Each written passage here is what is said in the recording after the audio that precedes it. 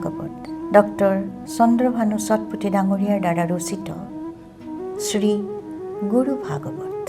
আজি প্ৰথম খণ্ডৰ ৫৫ অধ্যায়, পৃষ্ঠা নম্বৰ ৩০ৰ পৰা ৩৩, শ্লোক ৮৩ৰ পৰা ৯৩লৈ।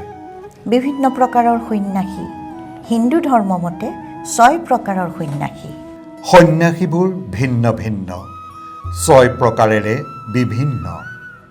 কুটিচক এক প্ৰকাৰ, ভিতৰে থাকে কুটিৰৰ। সন্ন্যাসীসকলক ৬ ভাগত ভাগ কৰা হয়।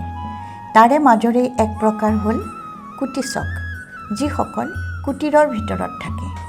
ভিন্ন স্থানত ভ্ৰমি ফুৰে, ভিক্ষাচৰণ কৰি থাকে, লোকসেৱাৰ ব্ৰত ধৰে, ধৰ্ম প্ৰচাৰ নিতৌ কৰে। তেওঁলোকে বিভিন্ন স্থানত ভ্ৰমণ কৰি থাকে আৰু ভিক্ষাচৰণ কৰে।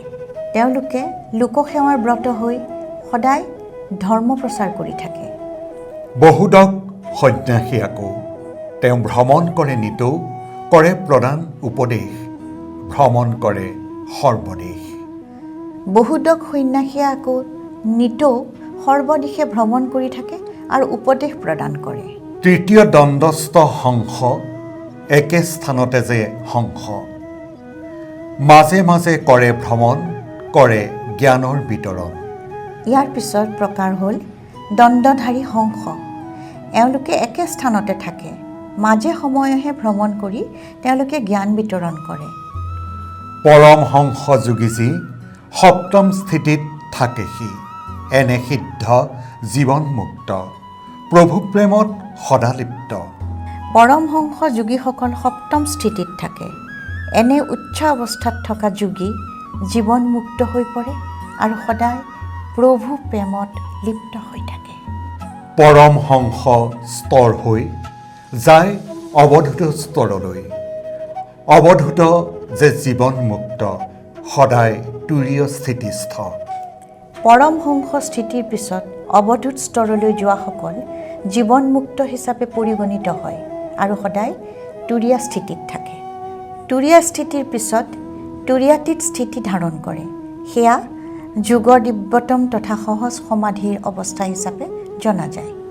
কৌপিনধাৰী অৱধূত, সদা সৰ্বদা যোগস্থিত, মাথো দেহ ৰক্ষাৰ বাবে, ভিক্ষা তেওঁ গ্ৰহণ কৰে। কৌপিনধাৰী অৱধূতে সদা সৰ্বদা যোগস্থিত হৈ থাকে। নিজৰ দেহ ৰক্ষাৰ বাবে তেওঁ ভিক্ষা গ্ৰহণ কৰে। অৱধূত স্ব আত্মস্থিত, মাজে সময়ে মৌন ব্ৰত, জগতৰ সিদ্ধি বিভূতি, শ্ৰী অৱধূতৰ সম্পত্তি। স্ব আত্মস্থিত অৱধূতে মাজে সময়ে মৌন ব্ৰত ধাৰণ কৰে। সমস্ত সিদ্ধি আৰু বিভূতি শ্ৰী অৱধূতৰ সম্পত্তি হিচাপে গণ্য হয়। তেওঁ যে স্বচ্ছন্দ বিহাৰী, কৰ্মবাণীৰে সদাচাৰী, মাজে সময়ে মহামৌনী, সৰ্বজ্ঞ তেওঁ অন্তৰ্জ্ঞানী। অৱধূতে স্বচ্ছন্দ বিহাৰ কৰে। কৰ্ম আৰু বচনেৰে অৱধূত সদাচাৰী হয়। মাজে মাজে তেওঁ মহামৌন ধাৰণ কৰে। সকলো প্ৰাণীৰ অন্তৰ্মন তেওঁৰ জ্ঞাত। মহান সন্তৰ স্বভাৱ, ভাৱ ভংগীতে প্ৰকাশ, তেওঁ সহজভাৱে থাকে, আত্মস্থিতিত মজি থাকে। মহান সন্তৰ লক্ষণবোৰ ভাৱ ভংগীতে প্ৰকটিত হয়। মহান সন্তই সহজ জীৱন যাপন কৰে আৰু আত্মস্থিতিত মুচি থাকে। আজিলৈ ইমানতে সামৰিলোঁ। অহাবাৰ পুনৰ লগ পাম। জয় গুৰুদেৱ। জয় শ্ৰী গুৰু ভাগৱত।